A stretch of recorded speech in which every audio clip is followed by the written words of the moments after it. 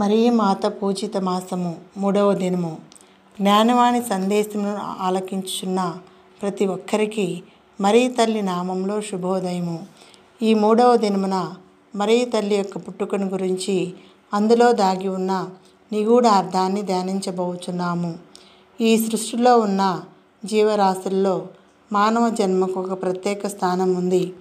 మానవుని పుట్టుక కుటుంబ సభ్యులకు మాత్రమే ఆనందాన్ని తెచ్చిపెడుతుంది. లోకరక్షకుని జన్మ యావత్ జగతికి పరమానందాన్ని తెచ్చింది. అదే లోకరక్షకుడు భూమి మీద జన్మించడానికి కారణమైన మరియ తల్లి యొక్క పుట్టుక ద్వారా పరలోక భూలోకమునందు ఆనందం కలిగెను. ఆమె జన్మదినమున భూలోకములో ఒక అభయం కలిగెను. ఆ తల్లి పుట్టుకతో నరకమున భయభ్రాంతులు చెలరేగినవి. స్వర్గమందలి దూతగణములు దేవమాతకు ఆనాడే తమ రాణిగా ఎన్నుకొనిరి. ఇట్లు పరమండలములో మరియమ్మ గారి జన్మదినము ఆనందముతో కొనియాడబడినది. 4000 సంవత్సరముల నుండి లోకరక్షకుడు ఉద్భవించినని భూలోకవాసులు ఎదురు చూచుచుండిరి. సూర్యోదయమునకు ముందు ఉదయకాల నక్షత్రము అగుపించే రీతిగా సకల జీవరాశులకు జ్ఞానకాంతి తెచ్చి పాపాంధకారమును పారద్రోలెడు నీతి భాస్కరుడగు క్రీస్తు ప్రభువు అవతరించుటకు ముందు ఉషక్కాల నక్షత్రమగు మరియమ్మ గారు జన్మించినారనుట మానవాళికి మహానందం కలిగించినది.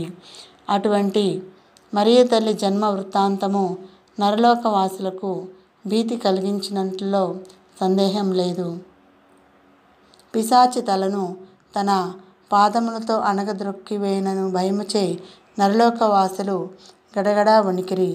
కానీ ఎవరైతే మరియమాత నీడలో తలదాచుకున్నవారు పిశాచికి భయపడనక్కరలేదు. పిశాచి యొక్క శక్తులు మరియమాత నీడనున్న వారిని తాకజాలవు. ఎందుకనగా దాని తలను మరియమాత తన పాదాల క్రింద త్రొక్కివేయుచున్నది. మరియ తల్లి పిశాచి శక్తులను ఎలా అణగద్రొక్కినదో ఈ క్రింది అద్భుతం ద్వారా తెలుసుకుందాము. పునీత శ్రీవప్ప అనువారు దేవమాతపై మిక్కిలి భక్తి కలిగి ఉండెను. పునీత అరుళప్ప గారు 1542వ సంవత్సరంలో స్పెయిన్ దేశంలో జన్మించెను. చిన్నతనం నుండి అరుళప్ప వ్యాధిగ్రస్తులను ప్రేమతో దర్శించి వారికి సేవలు చేసేవారు. ఒకరోజు వ్యాధిగ్రస్తులకు సేవ చేయుటకు వెళ్ళుచుండగా ఒక బావిలో పడిపోయెను. అది చూచిన ప్రజలు అరుళప్ప మరణించినని ఏడ్చుచుండినను కానీ ఏ ఒక్కరూ దిగుటకు సాహసింపలేదు. కొద్దిసేపటికి అరుళప్ప నీటిపైకి తేలుచు, మీరు ఏడవకండి, నాకేమీ కాలేదు అని పలికెను. తాటిని విసిరివేయము, దాని సాయమున నేను పైకి వచ్చేదా అని ఒడ్డుకు చేరెను. బయటకు వచ్చిన అరుళప్ప నేను బావిలో పడగానే తెల్లటి వస్త్రాలు ధరించిన ఒక సౌందర్యరాలు తన చేతుల్లో ఉంచి కాపాడెను అని చెప్పెను. ఆనాటి నుండి అరుళప్ప దేవమాతపై ఇంకను భక్తి ప్రేమలు కలిగి జీవించినది. చివరకు అరుళప్ప కార్మెల్ సభలో ప్రవేశించి గురుపట్టం పొందెను. మరియమాతపై అందరూ భక్తి కలిగి ఉండునట్లు అనేక ప్రసంగములు చేసెను.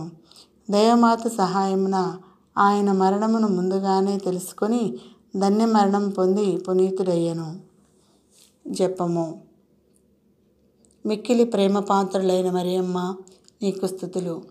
నీతి రాకను సూచించు ఓ ఉదయకాల నక్షత్రమా, వర్ధిల్లుమా. మీ పవిత్ర జన్మదినమును తలంచి మీకు వినయంతో నమస్కరించుచున్నాను. ఈ మీ జన్మదినమున నన్ను స్వంతం చేయుచున్నాను. దుఃఖభరితులకు ఊరటేను, బలహీనులకు బలమును, పాపాత్ములకు శరణమును, నిర్భాగ్యులకు ఆదరణమును మీరే. సర్వేశ్వరుడు నా పాపభారమును తొలగించి నా ఆత్మ యొక్క అజ్ఞాన అంధకారమును పారద్రోలి నాలో ఉన్న దుర్గుణములను చక్కపరిచి నన్ను ఆత్మ శరీర శత్రువుల నుండి కాపాడినట్లు మీ దివ్యకుమారుణ్ణి వేడుకొనుమని ప్రార్థించున్నాను. ఆమెన్.